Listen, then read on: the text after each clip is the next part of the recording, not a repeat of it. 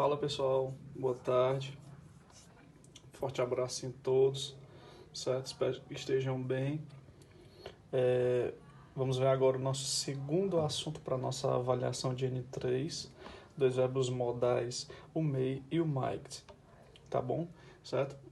É de suma importância que você veja com carinho os verbos da aula passada, pois eu fiz uma breve revisão, principalmente da estrutura, da semântica deles, certo? E principalmente dos usos específicos dos dois anteriores, tá bom? Hoje nós veremos para esse daqui dois usos deles, ou desculpa, três usos deles, tá bom? Específicos, e nós os destrincharemos em alguns exercícios, tudo bem? Vamos lá.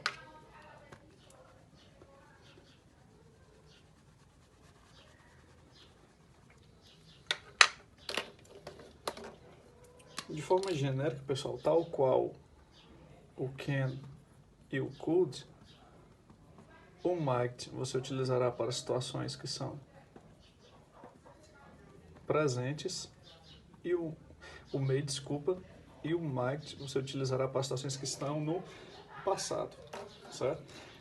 Tal qual o can e o could, ambos equivalem ao verbo poder. Se isso acontece, pessoal, a ideia que eles transmitem é a mesma ideia do vídeo anterior. Ideia de possibilidade, ideia de permissão, ideia de requisição, certo? Ideia de algo provável, algo que não é obrigatório, tá bom? Essa é a principal ideia que eles repassam, tá bom? Certo?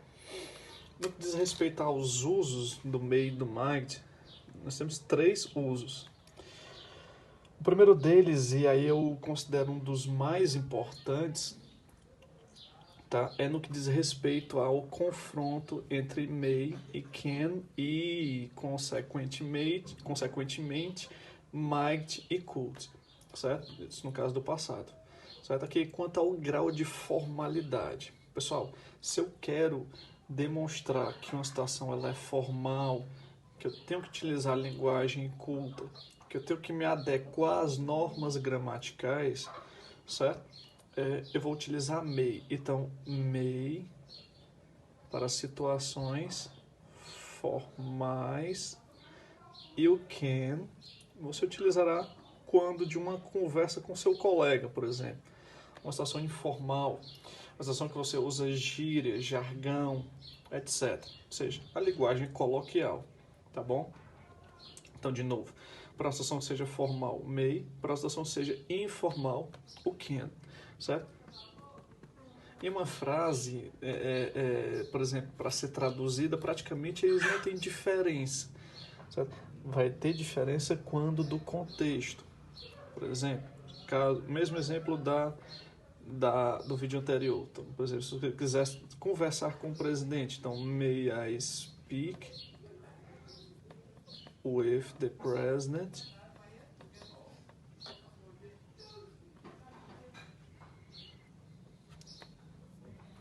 Certo? Entendendo que essa situação ela é formal. Tudo bem, pessoal? Certinho?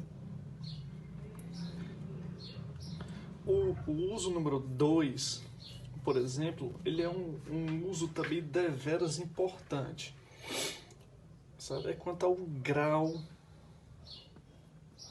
de probabilidade de ocorrência.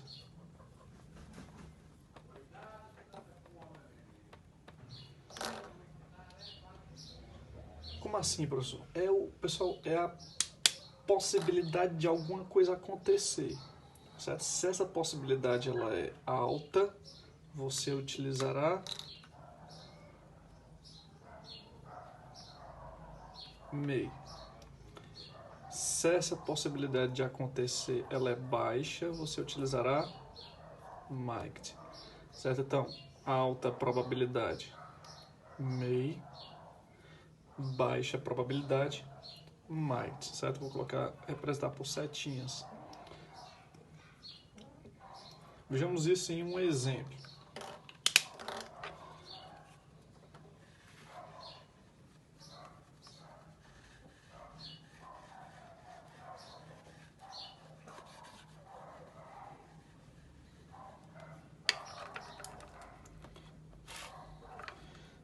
Se por acaso, que é o exemplo do uso número 2, tá, pessoal? Por exemplo, se está quente, desculpa, se está frio, concorda comigo que há uma alta probabilidade de chuva, sim ou não? Sim, certo? Então, it's cold, se está frio, se está gelado, certo? Nós temos que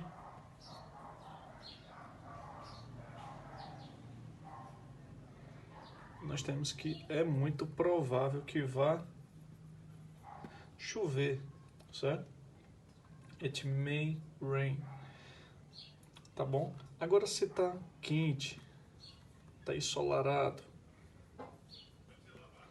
o sol tá aí, certo? O que vai acontecer? A probabilidade ela é pequena de chover, então it might rain. It might rain, certo? Então, alta probabilidade de acontecer, may, baixa probabilidade de acontecer, might. Vou representar com essas duas setinhas. Opa.